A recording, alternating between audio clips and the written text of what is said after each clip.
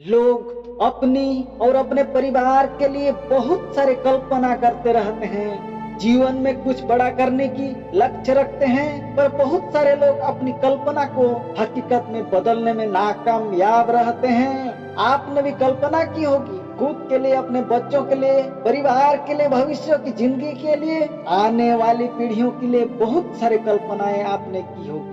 यदि आप जानना चाहते हैं कि मनुष्यों की कल्पना और योजनाओं के बारे में परमेश्वर क्या कहता है, तो मेरे साथ इस वीडियो में अंत तक बने रहिए। तो सबसे पहला ये हम यिर्मयाह 29:11 की वचन पढ़ते हैं। उसमें इस प्रकार लिखा है, क्योंकि यहोवा की यह वाणी है कि जो कल्पनाएं मैं तुम्हारे विषय करता हूँ उन्हें मैं जानता हूँ, वे हानि की नहीं वरन कुशल ही की है, और अंत में तुम्हारी आशा पूरी करूंगा। दोस्तों, सबसे पहले वाणी किसकी है, वचन किसकी है, समझने की जरूरत है। देखिए, वचन कहता है कि यहोवा की वाणी है। आप, हम या और कोई भी सांसारिक मनुष्य की ये वाणी नहीं है, यह परमेश्वर यहोवा की वाणी है। आपकी जानकारी के लिए मैं यह बता देना चाहता हूँ कि मनुष्यों की बोली में, वाणी में, वचन में, शब्द में कुछ दम नहीं है, अर्थात सामर्थ्य नहीं है कि कोई भी मनुष्य कुछ कह दे और वह हो जाएगा। ऐसा होना नामुमकिन है, कारण कि हम सब मनुष्य पापी हैं। पर परमेश्वर मनुष्य नहीं है, वह सृष्टि करता है और वह जो कह देगा, आपको मैं क्या बताऊं, वह जो कह देगा। इस सृष्टि में ऐसा कोई भी नहीं है जो उसकी शब्द की, वाणी की, वचन की खिलाफत कर सके, क्योंकि परमेश्वर खुद अपने वचन के बारे में क्या कह रहे हैं। यशायाह 55:11 की वचन को पढ़ लेते हैं। उसमें इस प्रकार लिखा है, उसी प्रकार से मेरा वचन भी होगा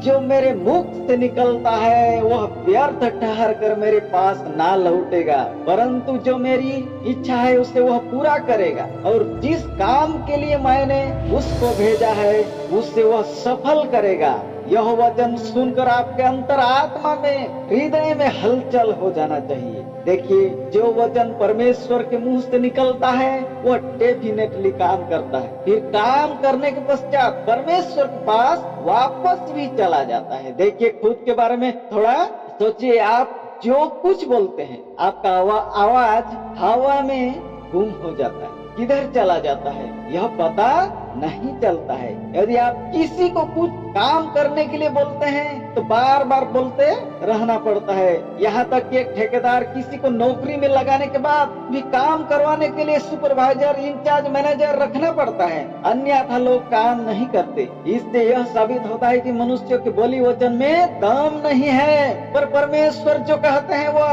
100% 100 गुना फल उत्पन्न करता है, फिर वह परमेश्वर की इच्छा को पूरा करे बिना लौटता नहीं है। फिर हमें यिर्मयाह 29:11 की वचन में लौटना होगा। परमेश्वर क्या कह रहे हैं उससे अच्छी तरह सुनिए और समझिए।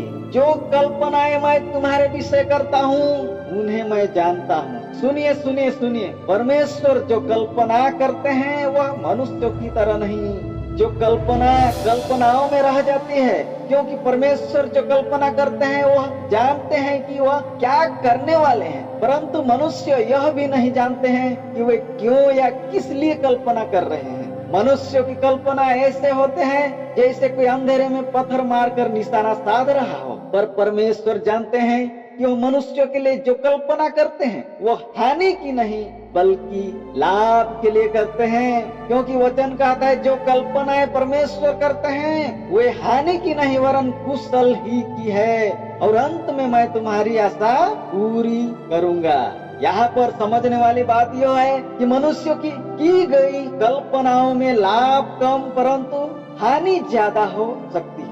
यूं कहे तो मनुष्यों की कल्पनाओं में संपूर्ण हानि हो सकती है, क्योंकि परमेश्वर हर एक इंसान के लिए अलग अलग योजनाएं और कल्पनाएं बना कर रखी है। इसलिए यदि कोई मनुष्य परमेश्वर की योजना और कल्पनाओं के विपरीत जाकर काम करता है तो उसे सफलता नहीं मिलती है, क्योंकि परमेश्वर ने लोगों के लिए पहले से अच्छी योजनाएं तैयार करके रखी है। फिर परमेश्वर कहते हैं, अंत में तुम्हारी आशा पूर्ण करूंगा।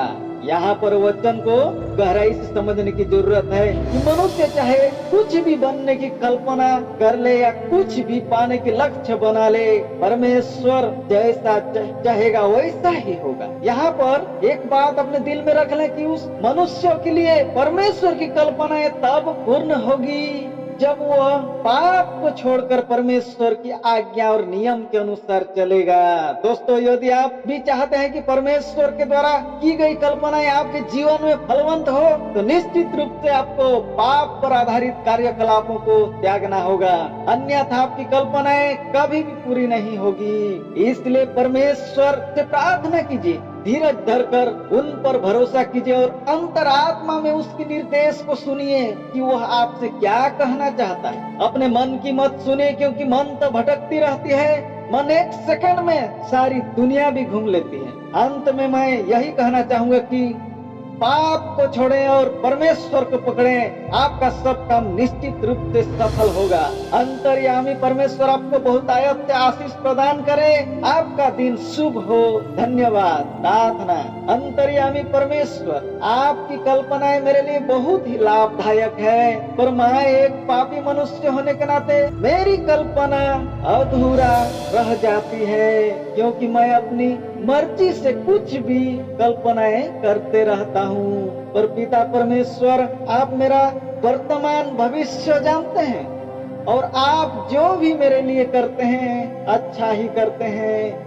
इसलिए सर्वशक्तिमान पिता परमेश्वर, मेरी कल्पना पर नहीं बल्कि आपकी द्वारा की गई कल्पनाओं के अनुसार मेरे जीवन में घटती रहे। मैं यही निवेदन आपके पुत्र यीशु के नाम में करता हूँ। आमीन।